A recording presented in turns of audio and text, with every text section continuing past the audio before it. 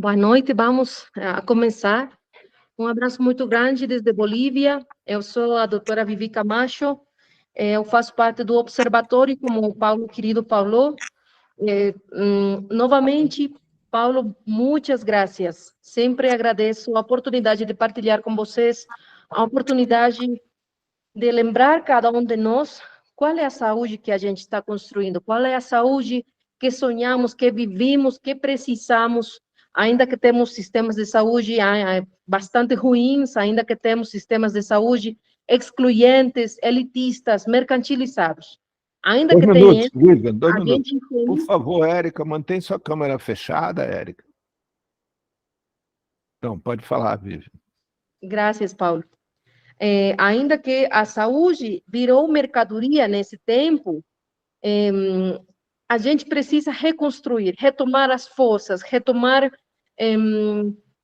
aquele chamado, qual é a saúde que a gente precisa, desde as comunidades. Então, agora a gente está submergida, mergulhada dentro desse sistema de saúde monocultural, capitalista, excluyente, mercantilista, e um sistema de saúde que ele foi imposto para nossos povos, foi imposto desde a colônia, foi imposto com genocídio, foi imposto com a persecução de idolatrias, falavam, foi imposto com a execução de muitos sábios e sábias no território, que eles chamavam extirpação de idolatrias.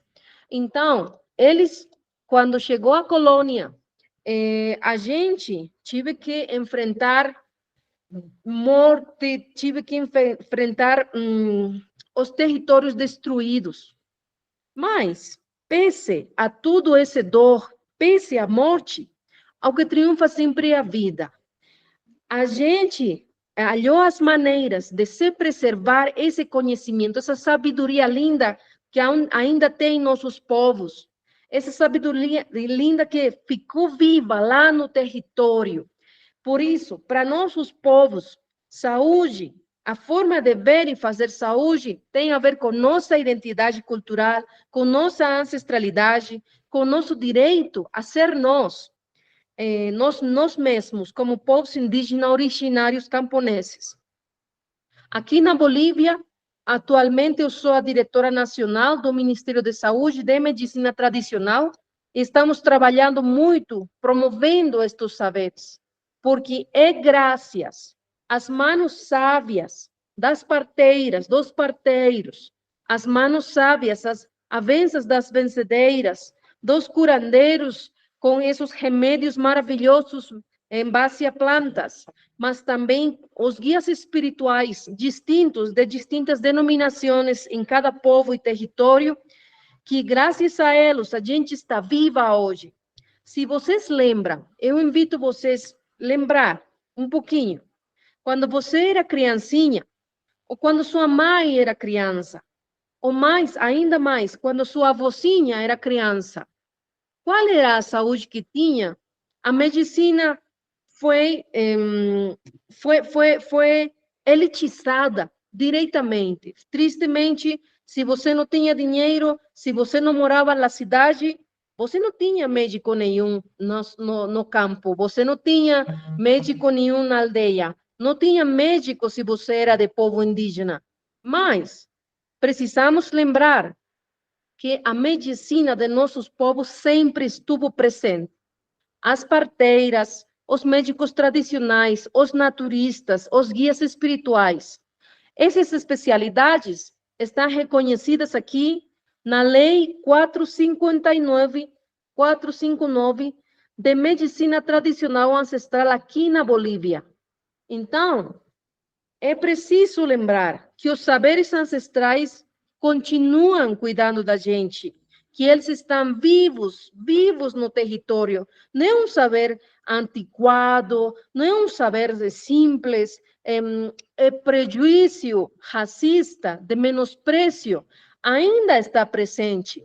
Mas precisamos lembrar que a medicina tradicional ancestral cuidou a gente durante o pior momento de COVID-19, o pior momento que estava acontecendo no mundo, imediatamente a gente usou as plantas medicinais, os vapores, os chazinhos, usou as massagens, usou os cuidados que vêm da medicina tradicional. Aqui na Bolívia, nós conseguimos sacar a guia de medicina tradicional e COVID-19. Este é um documento técnico normativo. Este é um documento legal oficial do Ministério. Somos o único país que reconhece os saberes. Temos distintas plantas em base a estudos, coordenando com as universidades, pesquisadores. Temos também os produtos dos laboratórios artesanais que estão já reconhecidos. E temos também um listado de médicos tradicionais que eles fizeram o trâmite da matrícula para quienes querem fazer, porque a lei também reconhece que se você é médico tradicional e sua comunidade reconhece, você não precisa de fazer matrícula se você trabalha no seu território local. Mas tem médicos tradicionais que moram nas cidades, que moram perto, que eles precisam dessa matrícula para um contrato municipal. É por isso que a gente está, ambos merecem respeito, ambos estão contemplados na lei. Então, o que a gente continua trabalhando é promovendo o saber das plantas medicinais para fortalecer nosso sistema imune, para lembrar esse saber ancestral que cuidou de nós. E eu preciso também mostrar para vocês que esse aqui é traduzido ao Guarani. Hemos traduzido nossa guia, a guia de medicina tradicional está traduzida para o Aymara, Quechua e Guarani, para nossas línguas mais principais. Ainda incluímos a povo Wenayek. Aí que a gente continua nessa luta, nessa caminhada, para esse olhar respeitoso, para esse diálogo de saberes, para esse encontro intercultural. Interculturalidade não pode ser compreendida somente como uma cultura que se impõe às outras culturas, falando eu sou melhor e você somente aceita o que eu tenho para dar. Então, essa interculturalidade vertical, servil à la monocultura capitalista, é somente isso. É interesses corporativos que eles vêm seguindo, é interesses da corporação, complexo médico-industrial, complexo farmacoquímico, complexo agroquímico, agrotecnológico, complexo da guerra, complexo bélico-industrial, armamentista. Todos esses complexos, o que fazem é solamente um negociado terrível. O complexo agroindustrial do agronegócio, eles têm venenos que são vertidos sobre a terra, com agrotóxicos, com substâncias que envenenam a terra, o ar, a água, o alimento. Então, você tem seu alimento, sua terra contaminada, envenenada, então tem que consumir obrigatoriamente a medicina convencional farmacológica. É um circuito vicioso de consumo, de venda, porque esse sistema convencional capitalista não está centrado na pessoa, está centrado no lucro, na ganância, na mercadoria. Para nós que reivindicamos que saúde é um direito humano, que saúde faz parte de nosso direito com identidade cultural, reivindicamos que a medicina tradicional ancestral reconhece, e é uma integralidade da vida, ela reconhece que nosso alimento é nossa primeira medicina, mas também a primeira medicina que a gente tem, água limpa, aire limpo, alimento sano. São as primeiras medicinas de nosso território. E por isso que a gente tem que trabalhar em programas integrais com desenvolvimento produtivo, mais com agroecologia, mas também a produção de nossos laboratórios artesanais. Aqui temos este outro documento legal da Bolívia, Manual de Registro de Produto Tradicional Artesanal, que as comunidades podem realizar. Já temos mais de 150 produtos reconhecidos e já temos mais de 1.200 sábios e sábias também reconhecidos com a matrícula. É isso porque eles quiserem. Se alguém não quiser fazer essa matrícula, está em todo o seu direito, porque ele tem sua própria autonomia no território. E isso tem que ser respeitado também. Então, quando falamos de saúde, falamos da integralidade da vida, não somente da medicalização, não é somente a institucionalização, não é somente a medicalização convencional desse sistema convencional de saúde monocultural que a gente aprendeu nas universidades. Estamos falando desse jeito de ver, de olhar para a vida de maneira integral, de olhar para a vida de um jeito bastante aberto, de um jeito de fazer e de olhar para o mundo com nossa espiritualidade própria também. Isso é muito importante para nós, é demais, porque a espiritualidade sustenta nossa vida territorial, sustenta as cerimônias ancestrais, fazem parte do momento de semear, da colheita, do momento de troco, de partilhar o alimento, fazem parte dessa espiritualidade vivida no território. Não é essa ideia absurda de mercadoria e mercantilização dos saberes ancestrais, que você tem um cursinho aí de 2 semanas, um mês, um ano, com um sábio, sábia no território, e você vira xamã e cobra milhares de dólares. Esse absurdo é estafa. Esse absurdo é mercantilização da nossa sabedoria. E é isso que tira o espírito sagrado da medicina. Para nós, a medicina tradicional ancestral está baseada em respeito, em carinho, em reciprocidade, em cuidado coletivo. Eu sou parteira de minha comunidade, eu pertenço ao povo quechua. Noga suti vive Camacho, noga cai Bolívia, colhaçuio manta tiacuni, hatuna paigo. Essa é a minha língua. Eu sou quechua, do Estado Plurinacional de Bolívia. Então, na minha comunidade, me reconhecem também como parteira, e quando falamos em encontros de médicos tradicionais, de sábias no território, de parteiras, tem um monte de experiência linda, e vocês têm que olhar para isto. Quando você vai consultar com um sábia da comunidade, ele não olha para a sua bolsa, ele não fala, você vai me pagar milhas agora? Não, o primeiro que o sábia faz, ele percebe seu coração, ele percebe como você está, e ele pergunta, como você está sentindo? Você comeu? Tem fome? Como está seu coração? Você tem tristeza? Você brigou com alguém? Ele pergunta isso também, porque a medicina ancestral cuida da saúde de maneira integral, a saúde física, mental e espiritual. É por isso que a gente reivindica nossos saberes, é por isso que a gente está lutando para preservar estes saberes desse jeito, integral, carinhoso, respeitoso, baseado na comunidade, não em el sistema mercantil capitalista, baseado em la solidariedade coletiva, comprometida. É isso que a gente está promovendo. Então, eu vou fazer aqui uma pausinha, Paulo, para que a gente tenha a oportunidade de fazer um pequeno exercício de respiração, tá bom? Tá bom, faz como você quiser. Mas eu queria que, assim que fosse possível, você falasse um pouco de você. A tua história é tão linda, eu adoro tanto escutar a sua história.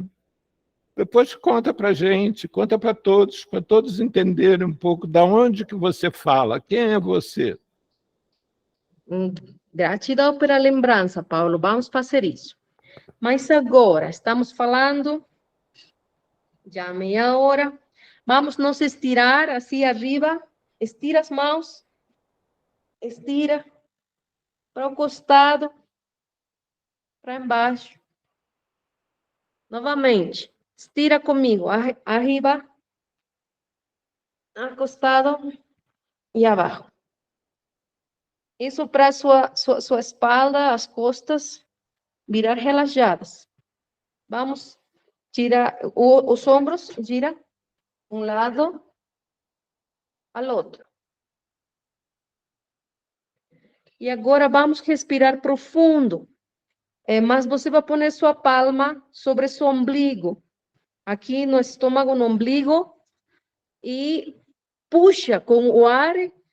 Faz como se você está inflando um balão, uma pelota, um globo. Inala profundo. Infla o balão. Retiene, 1, 2, 3 y solta. Otra vez. Inhala profundo. Infla muy grande o estómago. Retiene, 1, 2, 3 y solta. Una vez más, por favor. Infla profundo. Retiene. 1, 2, 3 y suelta.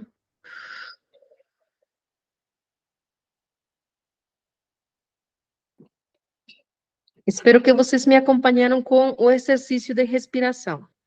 Eu tive um dia longo demais, precisava de respirar um momentinho.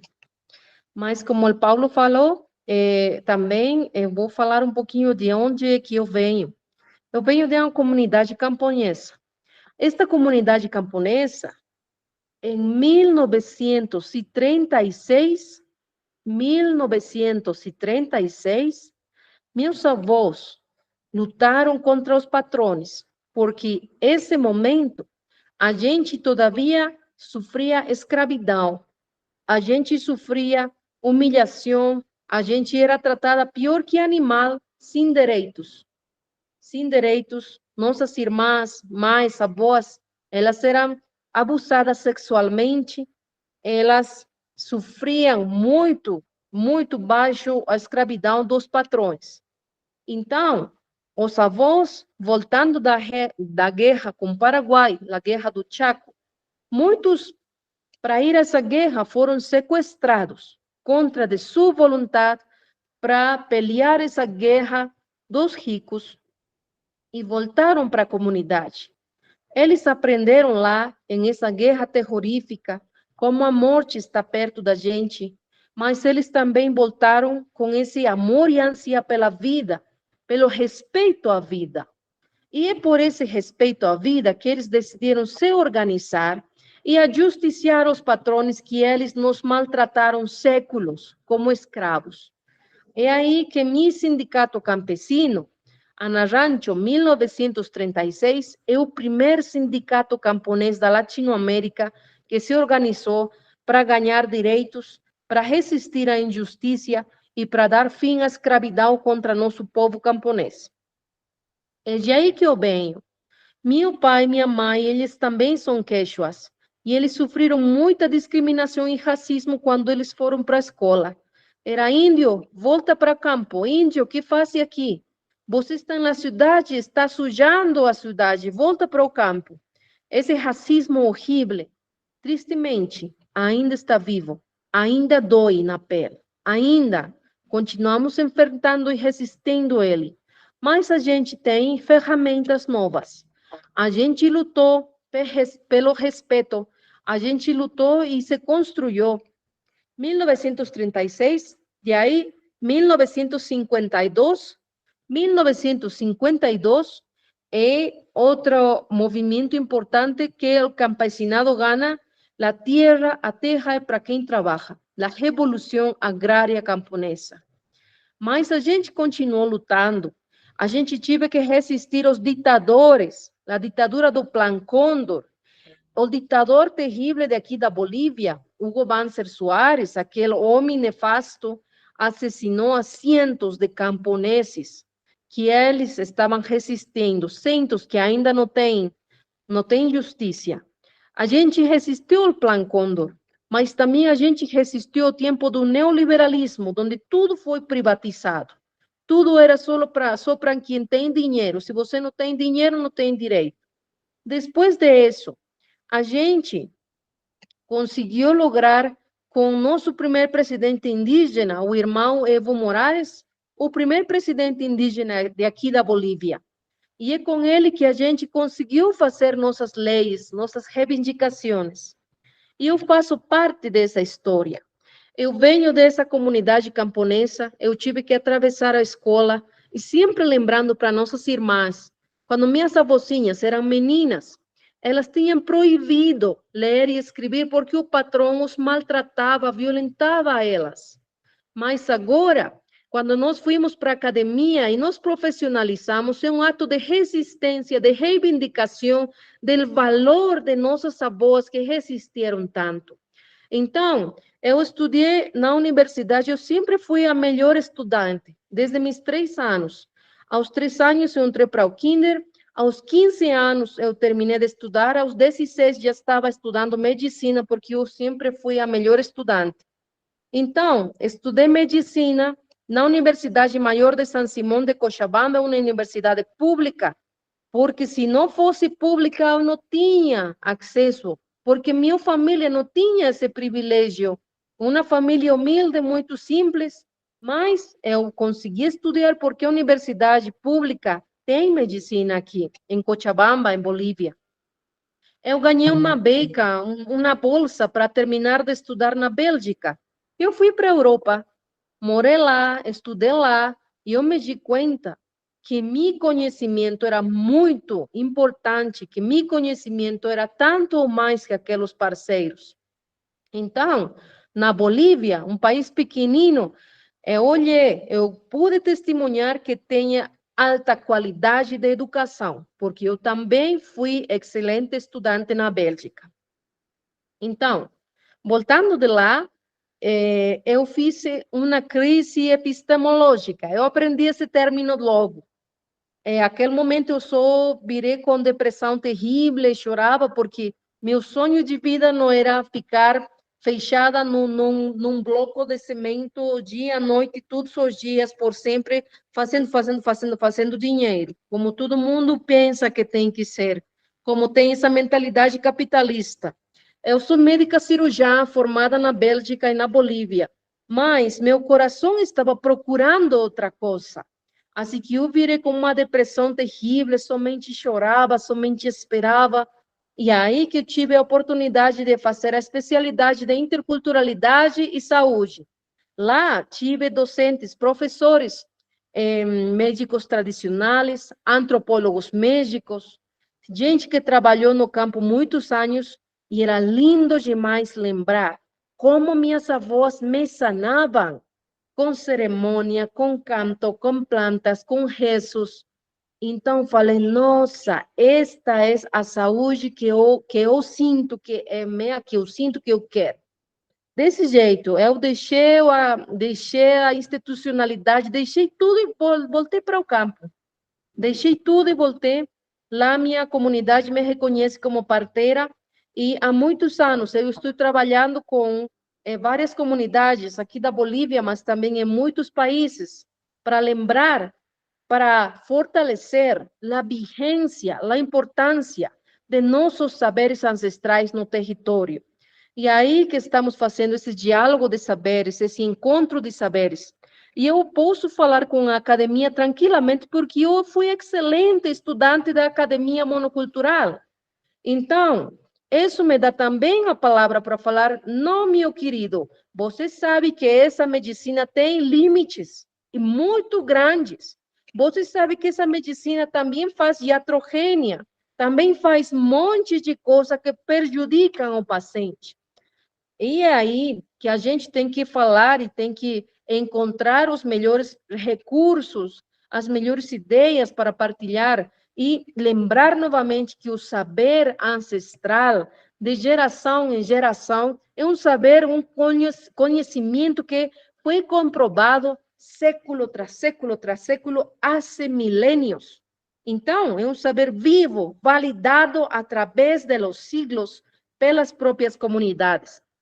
É por isso que valoramos muito o saber de nossos avózinhos e avózinhas, ainda que eles não sepam ler e escrever, que não sejam letrados, eles têm conhecimento pleno do território, das datas para coletar, para semear, eles têm esse conhecimento lindo que lembra você que você não é uma criatura sozinha. Cada um de nós tem uma benção linda e grande dessa espiritualidade que nos abraça, que nos calma seu coração. Ele abraça você e fala: minha filha, você não está só. E tem aí as montanhas, tem um mar, tem um rio, tem as estrelas, tem o sol, a lua, que fazem parte da minha família. Então, lembrar disso faz que a gente ganhe força. Essa estrela linda que eu tenho aqui, olha esses cores tão hermosos. Elas são 4 bandeiras, mas quando você junta essas 4 bandeiras, que chamamos de Wipala, você faz essa estrela grande, para não ser o grande sol central da galáxia, para lembrar que as criaturas que nascemos, e que elas continuarão vindo para esse mundo, traem essa avança, esse caminho dos astros, que as criaturas somos da Terra e somos do cosmos. Quando a gente deixe esse corpo, vai voltar para a Terra. Quando a gente deixe de existir esta personalidade, vai voltar para a Terra. Ela, nossa mãe linda, vai abraçar você, vai transformar você, e você vai virar um animalzinho, uma plantinha, um espírito da vida também. É isso que nos alimenta, é isso que nos dá força para lembrar que nossos ancestrais, eles ainda hoje, continuam sonhando conosco, nos enviam avanças pelos nossos sonhos. Eles ainda sorriem quando nosso corpo está lindo, está amado, quando ama a vida. Mas também tem tristeza, quando você fica confuso e fica em essas atitudes de destruição, de ódio, de perversão, de violência contra si mesmo ou contra outro. É por isso que, como povos da cultura da paz, como povos da cultura da vida, passe o que passe, ainda que você sofreu coisas terríveis, o reto mais grande é transformar esse dolor em força. E essa força tem que virar beleza, dulçura, carinho. É quanto lindo é quando a gente sanou suas feridas, você olha para esses olhos amados e se encontra com outra pessoa que entende tua dor, que entende que aquela violência horrorosa que você passou está sanando e vai te acompanhar. Porque o mais triste que pode acontecer, que quando você sofreu violência, você vira o violentador. Esse é o triunfo de eles. Mas nosso verdadeiro triunfo é que essa violência não fique conosco nunca mais. E é isso que a gente promove, a cultura da saúde, de sanação profunda, de lembrar que a vida é a que toma conta. Para nós, mãe vida, causa e mama, ela faz mover as estrelas, nascer as crianças, brotar uma semente.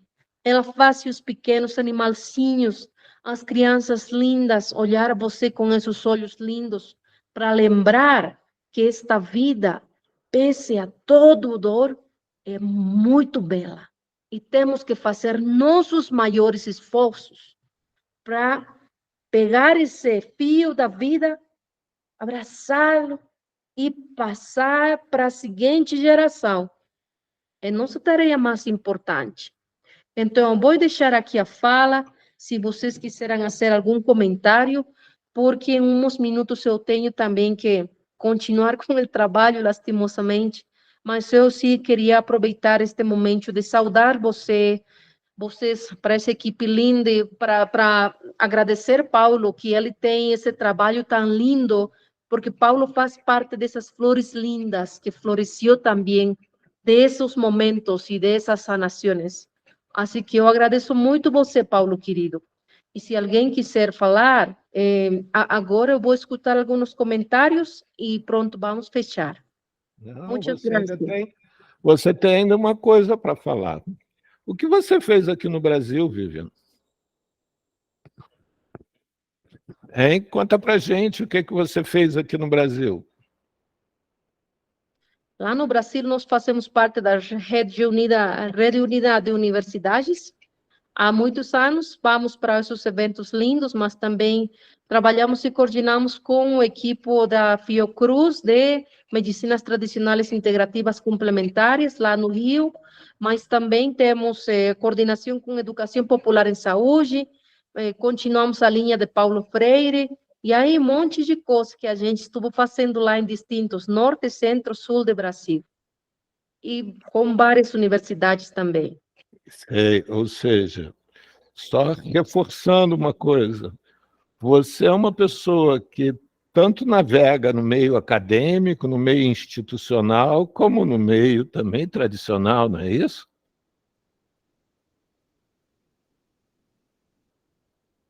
Para vocês, ouvintes, saberem, Vivian tem doutorado, tendo sido orientada pelo Emerson Merri.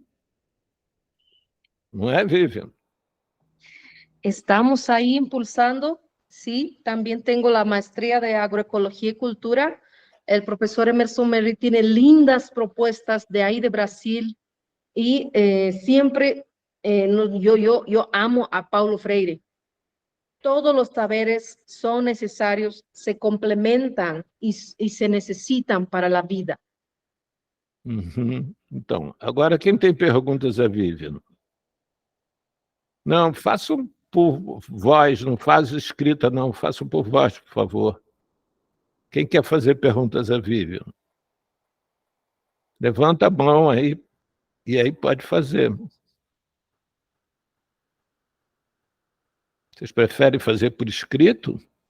Deixa eu ver aqui, espera aí um instantinho. Adriana Bonomo, você não tem nada para perguntar? Hein, Adriana? Sei. E você, Vilma Carmona? Também não tem nada para perguntar, Vilma? Vilma? Ah, Érica Mesquita. Pode perguntar, Érica. Pode abrir a câmera? Pode. Agora, quando for falar, pode. Olá, buenas noches a todos, buenas noches, doutora Vivian.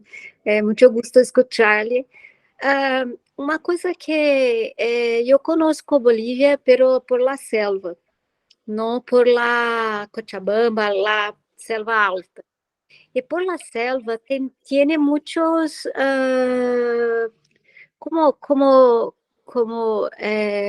Érica pode falar em português, que ela entende perfeitamente, viu? Tá.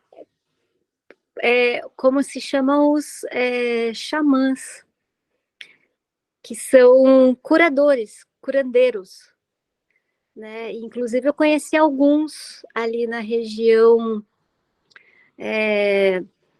da selva baixa da Bolívia, na divisa com o Acre, né? Onde tem, como chama, uma zona de livre comércio, que acho que você deve conhecer também, né?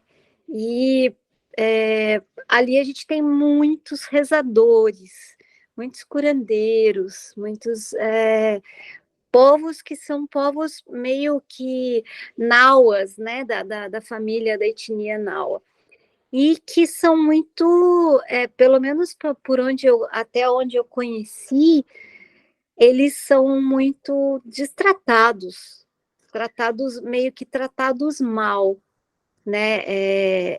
Não são bem vistos, e isso me assustou um pouco, porque a gente chega ali na fronteira seca com a Bolívia, né? Para quem está na selva baixa, né? Para quem está ali na fronteira com o Acre, a gente espera que a Bolívia, com todo o conhecimento que tem, os povos originários que a gente encontra na rua. Me fugiu aqui o nome da cidade que eu conheço, mas acho que você conhece, que é uma cidade de livre comércio, assim, muitas coisas muito baratas, inclusive todo mundo acaba indo lá comprar. É uma zona meio de livre comércio. E aí você vê que a feira onde os povos originários estão, ela não é no centro da cidade, ela é afastada. Ela não fica no centro da cidade. E aí tem todo uma dificuldade mesmo. Você vê que eles são bem... as meninas, né, as quechuas e outras, nauas, o povo originário boliviano, ele não... Parece que não é bem-vindo. Érica, acho que o nome que você está falando da cidade é Cobirra. Eu sou Sandra, moro aqui no Acre. Isso, obrigada, Cobirra. Sandra. É Cobirra. Mas tem uma outra cidadezinha antes de Cobirra. Como é que é o nome dela? Na Bolívia ou no Acre? Na Bolívia. Aquela que vai por Senador Guiomar. Querida, você tem alguma pergunta ou somente um comentário lindo que eu agradeço muito e agora eu tenho que ir? Ah, não, era só para você ver se isso modificou ou não, porque eu estive lá, mas... O racismo não se modificou. O racismo é ódio, o racismo nos golpeou. O 2019, nossa rádio indígena sofreu ataques terríveis, as mulheres foram espancadas em 2019 nas ruas por ter roupa indígena. Ainda hoje estamos lutando com o racismo, ainda desde minha própria direção, minha querida. Tá, inclusive com a medicina tradicional. Totalmente. Ok. Muitas graças. Graças.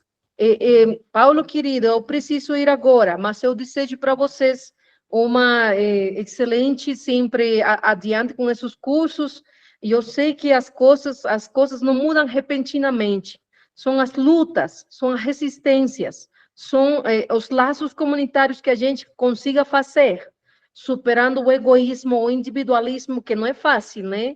Que se consiga as mudanças. Então, não tem uma receita, tem luta coletiva que tem que ser organizada. Grata pela sua partilha, Vivian. Somos vizinhas. Você mora onde, Vivian? Agora no La Paz, a cidade mais alta do mundo e fria o ano inteiro. Sim. Um abraço grande. Paulo, querido, agora eu deixo a sala, deixo você continuar. Um abraço, tá? Tchau, queridos. Graças. Graças. Tchau, Beijo, Vivian. Obrigada, Obrigado, Vivian. viu? Muito obrigada. Beijo. Bem, então agora estamos nós encharcados por essa fala linda de Vivian. E fica uma pergunta.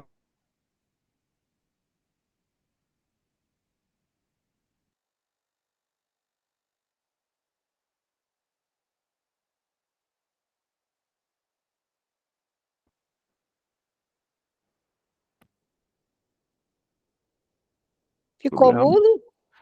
Ficou mudo. Um Voltou. instante. Voltou. Voltou? Voltou. Ah, então tá ótimo. Se voltou, tá ótimo. Bem, Letícia, você queria falar, Letícia? Queria. Uau, né? Primeiro, muito bom ouvir a Vivian. E assim, só queria comentar de como tem sido rico, e principalmente eu trabalho no CAPS AD, aqui em Divinópolis, sou assistente social, técnica de referência do CAPS AD.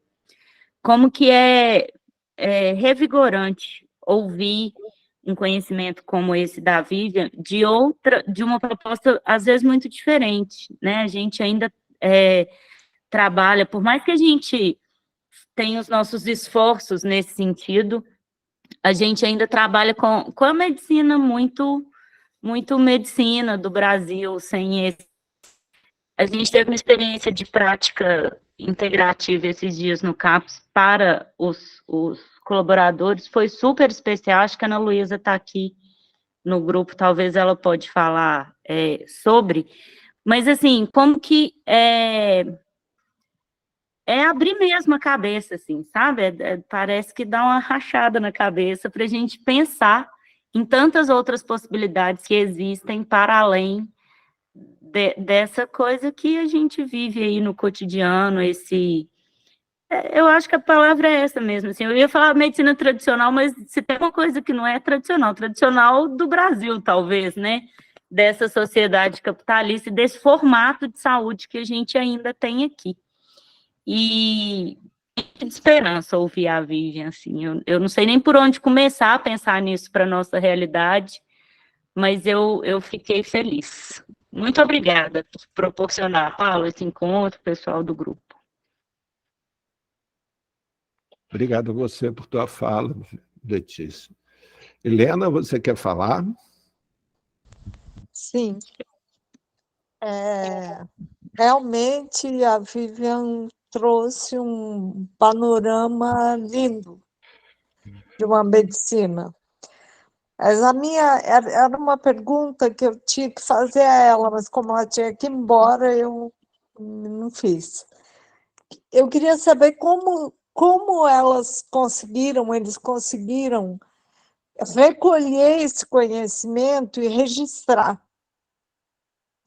Porque eu tenho uma tia que tem sangue indígena, sangue negro, e ela sabe muita coisa.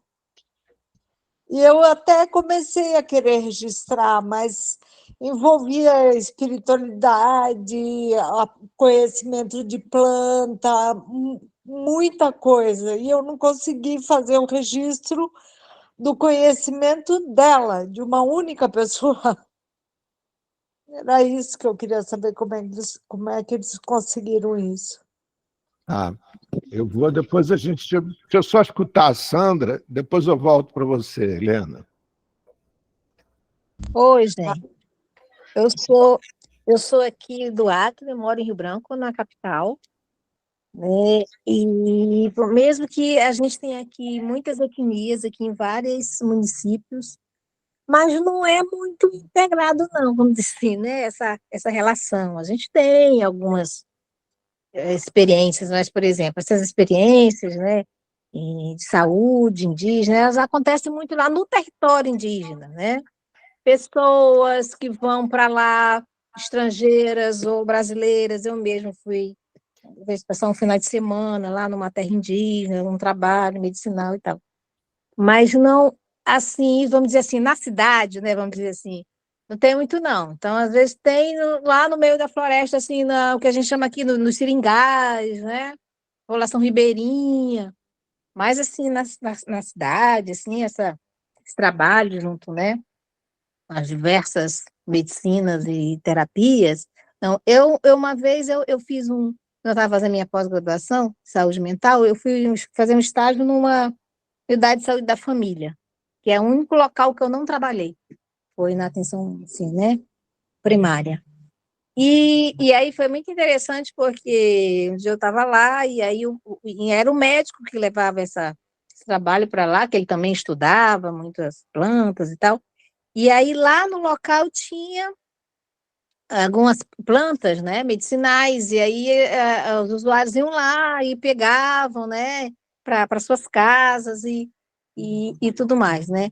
Mas fora isso, assim, mesmo talvez, porque tem alguns municípios que eu ainda, aqui a gente tem 22 municípios, eu não conheço, tem um que chama Jordão, que lá, tipo assim, 80% da população é indígena, então eu não sei muito da experiência lá, como é que é, mas assim, do pouco que eu conheço daqui, os locais onde tem, né, as aldeias, não tem essa coisa assim, não, entendeu? Integrada, ou, né, o que esse conhecimento, né, participa, né, junto com esse outro conhecimento aqui, e da gente, infelizmente. Né? Sim. É Mas, isso. assim, E eu queria só pedir licença, assim, para sair, porque hoje é aniversário de uma amiga minha, a gente vai fazer uma surpresa para ela. Tá bom? bem-vinda, segunda-feira que vem. Um Tá beijo, bom, gente. obrigado Um pela tua abraço participação, aí Sandra. para todos Beijo, e tchau. todas, gente. Tchau. Assim, uma coisa que eu fico curioso de escutar de vocês é o seguinte, assim, a nossa intenção aqui é trabalhar a questão da redução de danos, né? E aí, como é que vocês escutaram a fala da Vivian? O que que ela acrescenta para vocês em termos de pensar a redução de danos?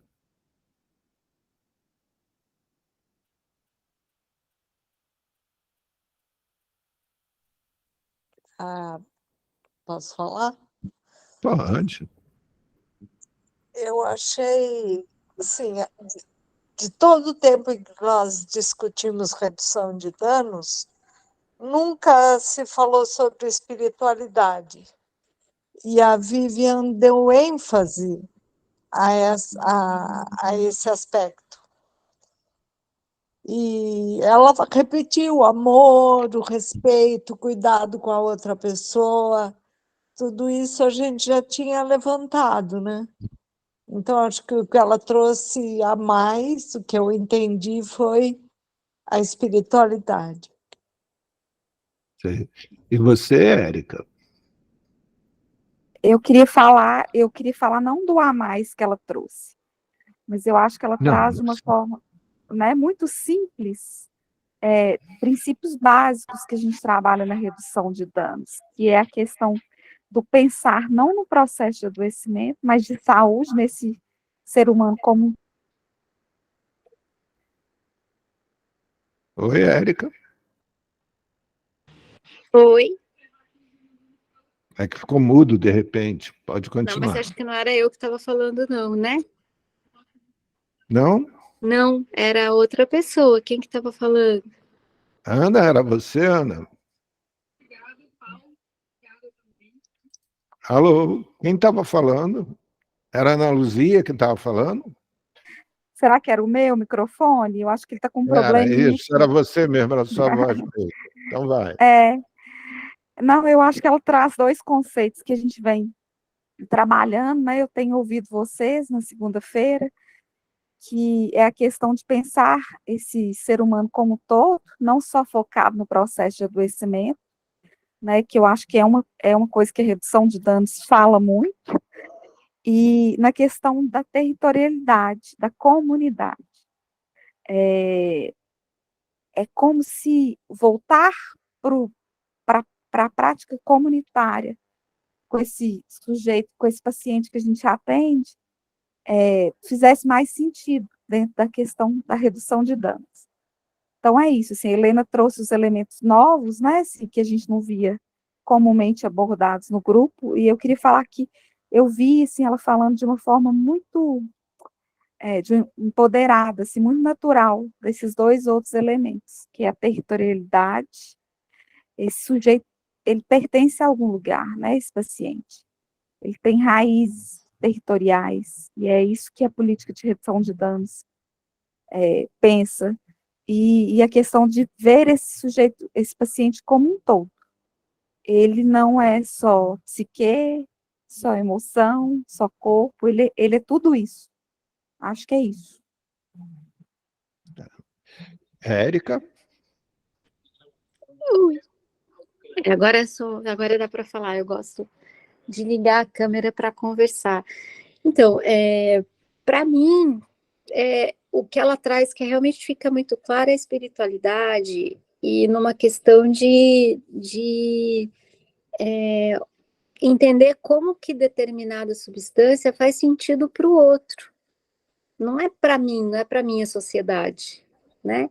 E aí, como eu também já vivi, pena que a Sandra acho que já saiu, não sei se ela saiu ou está por aqui, como eu já vivi também no Acre, Rondônia, né, áreas que tem muito essa questão, né, vamos falar assim, entre... Estou ouvindo ainda aqui. Tá, que tem essa questão intercultural muito forte, o que você vê, e aí a Sandra tem razão, é tipo, você vê pessoas que fazem uso da folha de coca, que é o que tem muito na Bolívia e tem muito ali na fronteira, né, com o próprio Acre. E se você for encontrado com um saquinho de folha de coca, você é considerado um doente e com uso patológico de uma substância ilícita, que na realidade na Bolívia não é, né? Mas aqui no Brasil a folha de coca é considerada, é uma planta, gente, é um negócio surreal isso. E muitas vezes você é considerado pela medicina tradicional, né? Você é considerado abre aspas, né, um doente psiquiátrico, porque você está usando a folha de coca. E a folha de coca tem toda uma mitologia, porque se usa, quando se usa, como se usa. Então, a gente tem que alargar os nossos olhares como pessoas que trabalham com a saúde mental e a saúde como um todo e a redução de danos, também para incluir, vamos falar assim, substâncias rituais, seja ele qual ritual for, né? Não é só o cristão que está valendo, né? E isso falta muito. Isso falta muito nos serviços, no SUS, pensar muito isso agora que a gente está com um governo democrático bacana, né? Não um desgoverno, que a gente pense isso, pense o outro, né? Juntamente com o que a gente aprende da medicina, vamos falar, mais ortodoxa, né? Que a redução de danos é meio que uma contracorrente, eu acredito. Então, é mais pensar também, tá, você está usando folha de coca, ai, que ótimo, mas qual é a intuição? Por quê? Como? Né? Isso tem sentido na sua vida? Porque muitas vezes a gente está patologizando um uso ritual. E aí tem muita gente falando melhor disso, né, sobre usos rituais de plantas de poder, e que tem a ver com essa multiculturalidade. Aí a gente tem um longo assunto, mas achei muito legal ela falar isso, porque a gente recebe, pelo menos no Acre, a Sandra está aí ainda, a gente recebe muito boliviano, né? A gente recebe ali no SUS mesmo, porque a Bolívia não tem SUS. Então, muitos vêm para ser atendidos em Rio Branco, né, na zona de fronteira, não só na capital, mas na zona de fronteira. Então, muitos vêm da Colômbia, muitos vêm dos países vizinhos do Brasil para ser atendidos no SUS, e aí a gente patologiza um uso ritual, que absurdo, né? É mais isso. Obrigada. Obrigado a você. Você, Maria Pimentel. Boa noite, gente. Boa noite a todas. Paulo, também começo te agradecendo. Assim, esses encontros têm sido muito ricos e hoje, em especial, a doutora Vivian trouxe assim, uma reflexão bem bacana. Eu confesso que quando eu vi que seria a intervenção dela hoje, eu fiquei me perguntando isso que você colocou. O que isso teria a ver com redução de danos e com a discussão, né, que a gente tem insistido mais de pensar isso aí a partir das adições. E quando ela começou a falar, né, e aí eu acho que isso foi geral, a fala dela é muito forte, e ela começa recolocando, né, de fato, o debate que a gente tem feito nesse sentido, de que ela é muito clara, né, quando ela traz essa discussão de que existem muitas formas de estar, pensar, construir o mundo, né, seja culturalmente, religiosamente, seja nas formas de organização da vida societária, e que a gente está, há muito tempo, dominado por um modelo, né, um modelo que pensa o mundo, que pensa a ocupação do mundo, seja no sentido ambiental, seja no sentido do cuidado, seja no sentido da memória, e aí ela vai trazendo tudo isso, resgatando tudo isso, assim, de uma forma muito contundente, para a gente pensar que isso não tem como a gente fugir disso, né? A gente está falando em disputas de formas de estar no mundo. O que a gente quer quando a gente fala de saúde? O que a gente quer quando a gente fala de saúde mental e quando a gente fala de redução de danos, né? A partir de que modelo, né, civilizatório a gente vai fazer essa discussão. E aí eu acho que isso, aí ela vai colocando, né, esse sentido mesmo, que já foi falado depois, não só desse cuidado, mas que isso está afeto a um coletivo sempre, a uma história, né, a essa história desse lugar, né, que se vai construindo para fora, para além, né, transgredindo, na verdade, né, esse modelo que nos tem sido imposto em todas as nossas esferas de vida.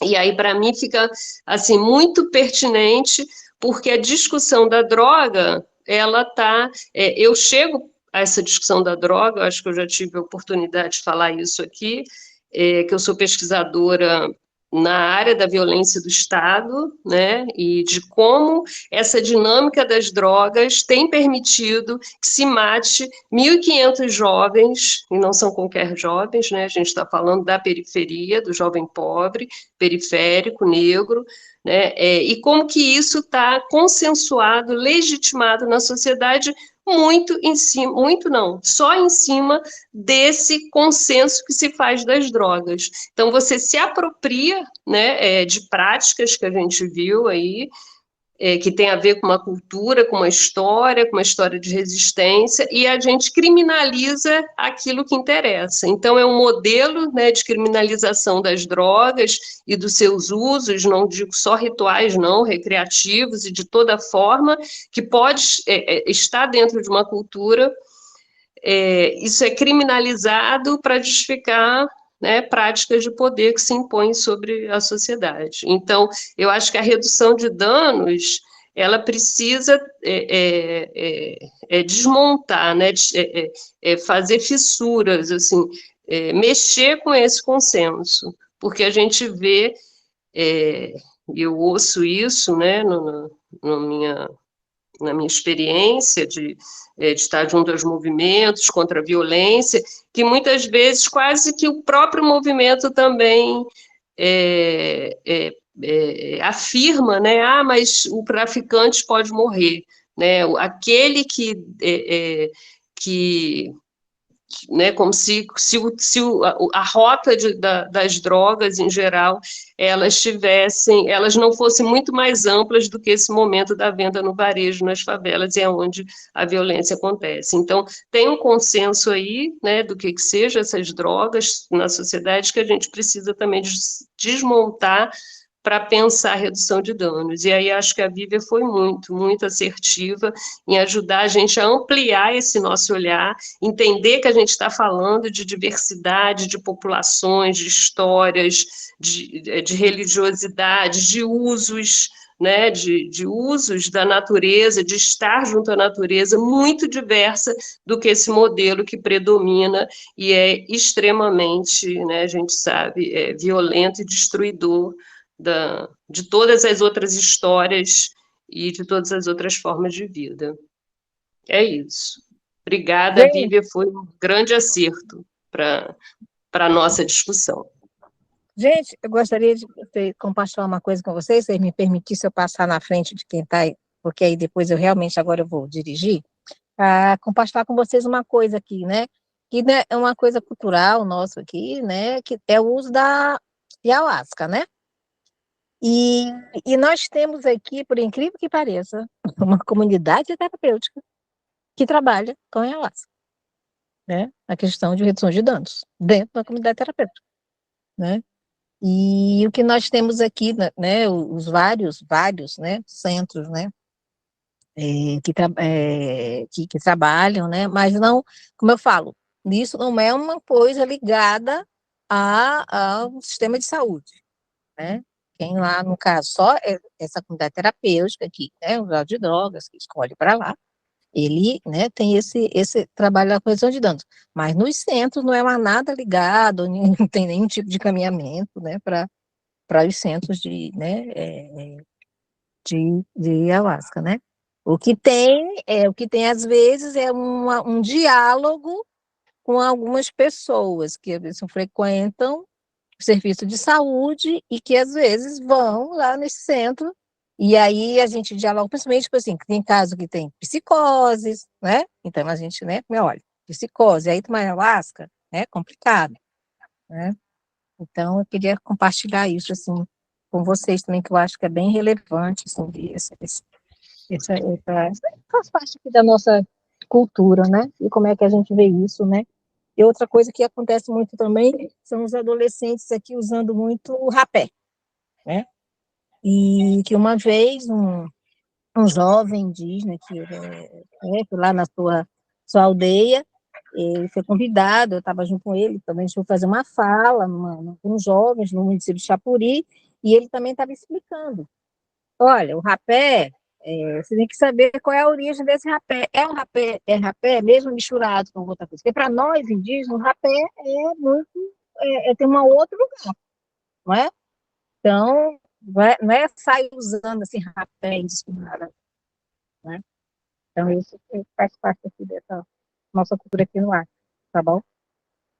Agora eu realmente tenho que ir, mas eu vou ficar agora só ouvindo você rindo, eu vou dirigir, tá bom? Boa noite.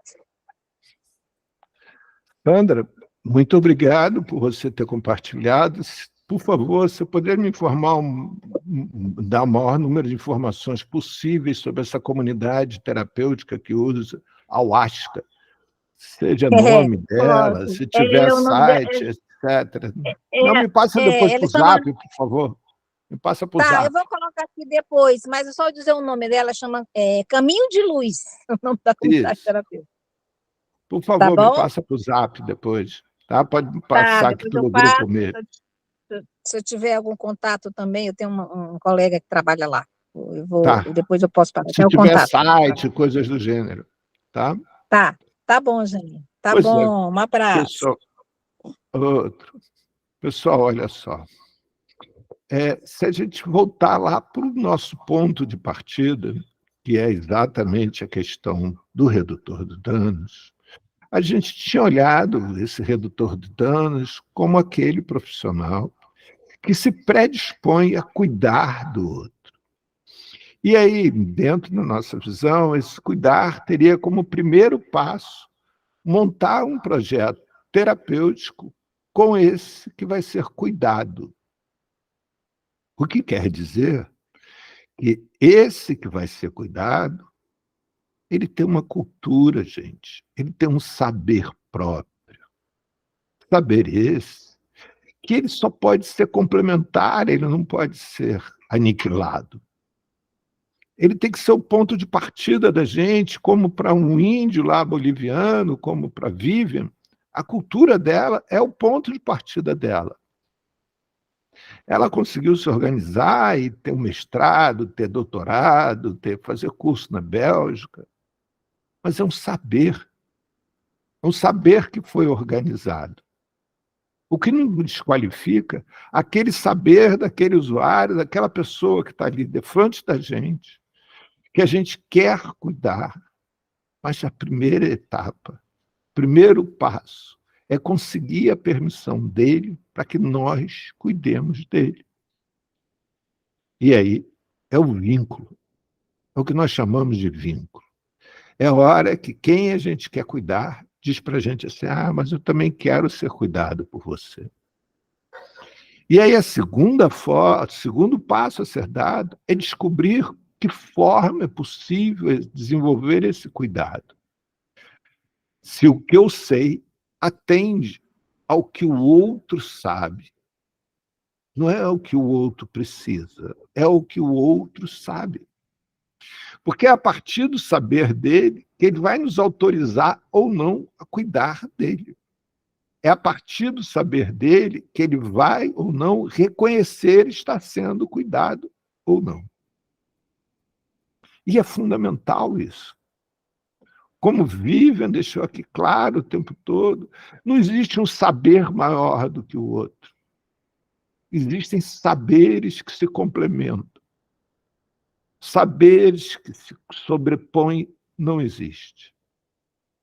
Então, existe um saber daquele indivíduo que, naquele momento, precisa, ou nós acreditamos, que precise de um cuidado que nós nos predispomos a dar.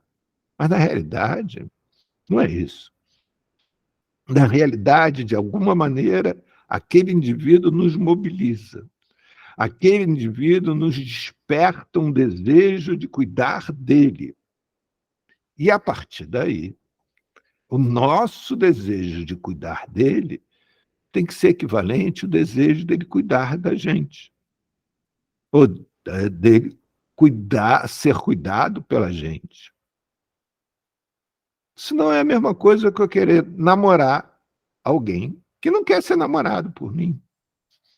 Querer conversar com alguém que não quer conversar comigo. É a mesma forma. Alguns profissionais, inclusive, eles têm termos como, por exemplo, fulano é resistente ao tratamento. Beltrano está fugindo do tratamento. Não, ele não é resistente a porra nenhuma. Ele não está fugindo de porra nenhuma. O que acontece é que o que está sendo oferecido a ele, ele não quer. Ele quer outra coisa, não aquilo. Se você não sabe, passe para um amigo seu. Se você não sabe cuidar daquela pessoa, se aquela pessoa demonstra, de alguma maneira, que o que você tem a oferecer não é o que ele quer receber, então, ali você é o profissional. Ali cabe a você reconhecer os seus limites.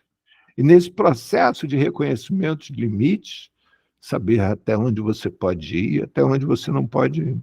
E sei que o outro quer mais do que o que você tem a disponibilizar, é a hora de você reconhecer isso e entregar ele para outra pessoa que possa cuidar dele. Ou então, vocês dois, você poder ter a sinceridade, a ética, a hombridade de dizer para ele e falar assim, dessa forma, eu não sei. Você vai ter que me ensinar. Ou nós vamos ter que aprender juntos. Mas o que não pode é um saber querer se sobrepor ao outro. Um saber querer aniquilar o outro. Seja lá de quem for. Seja lá da forma que for. Eu vou postar aqui depois para vocês um texto, um artigo que foi publicado num livro nosso aqui do Observatório, já não me lembro mais qual foi o livro que ele foi publicado, que é um artigo meu que eu falo sobre, o título é O Poder do Afeto. Foi uma das lições que eu tive na vida, exatamente desse contato com quem eu queria cuidar. E como essa pessoa que eu queria cuidar me ensinou e me cuidou. Era isso. O que eu pretendi, o que eu pensei, né? Do meu desejo de ter algo a oferecer para vocês, a oferecer a Vivian, foi no sentido de vocês entenderem que existem muitas, enormes possibilidades de estar na Terra. E essas possibilidades todas, elas só podem se complementar, não se sobreporem.